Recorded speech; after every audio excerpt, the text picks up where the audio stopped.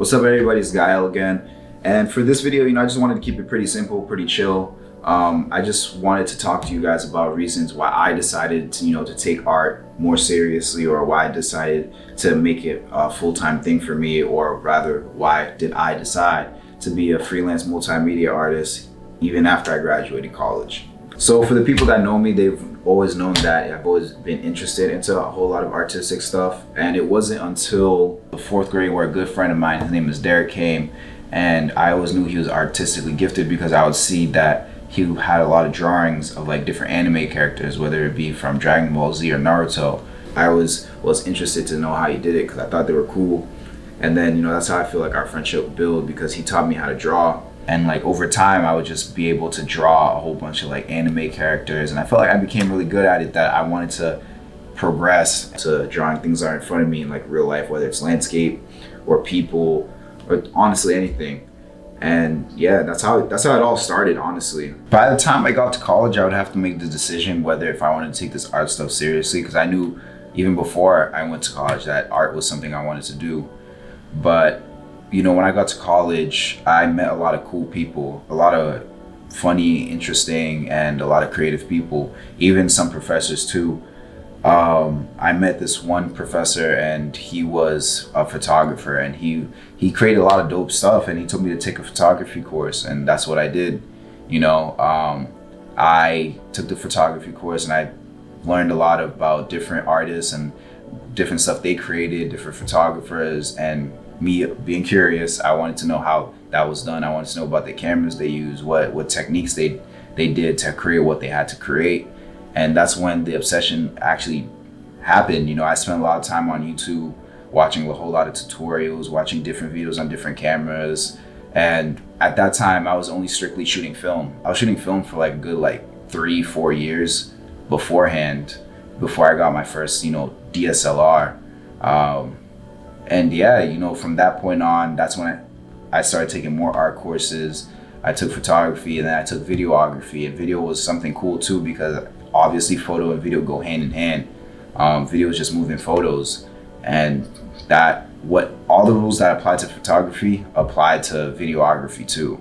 And then for the sound production, around the same time I was in college, I met a good friend of mine, Jazz, who was really good at FL Studio. And with him, in my time with him, he taught me how to use FL Studio, and he taught me how to create sounds, how to make beats, or how to use the keyboard, and trying to hear different instrumentals and pick certain sounds out and learning what they are.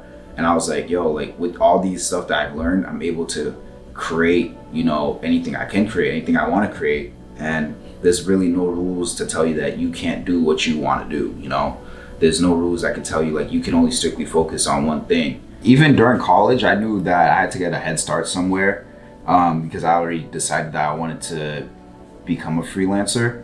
So I was taking out equipment from the art studios, renting out cameras and lenses. And like I said before, I was taking a lot of film photography beforehand, and they had a studio there. So I was using the studio even to shoot myself and to shoot other people around the campus, and learning how to be better.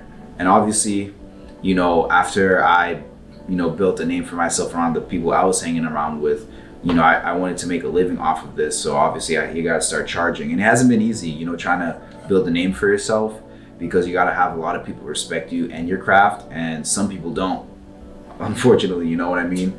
And, that's one of the ups and downs of being a freelancer. You gotta fight for yourself, honestly. And even to this day, I still am. I'm not saying I'm well established already, but I feel like from that point where I started to now, I'm doing a lot better. And I still gotta be able to network. I still gotta be able to put my work out there and be more confident with myself. And that's something I still working on, is being more confident, being able to share my stuff without questioning if I'm good or not. And that's something that I feel like a lot of people who want to become freelancers have to do. You gotta be confident. You have to believe in yourself and what you put out there. And it's a fun journey, honestly. Like I said, I'm still on this journey, and I hope a lot of people, don't give up if you do want to become a freelance photographer, videographer, or producer. So, that's really all I can say. is that you have to fight honestly for what you believe in. And honestly, if you don't believe in your stuff, a lot of people are not going to believe in you.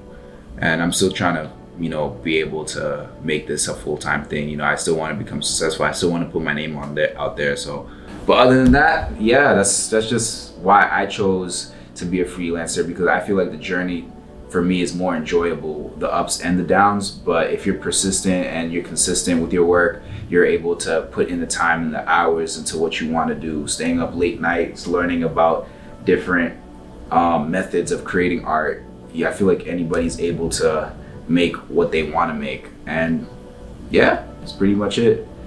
So I'm not the best speaker, but hopefully something resonated with you guys that are watching, or any future freelancers, or anybody that just want to hear me talk. You can apply these hard work skills into anything you want to do, honestly. So hopefully y'all got something out of that, and I'll catch you guys next time.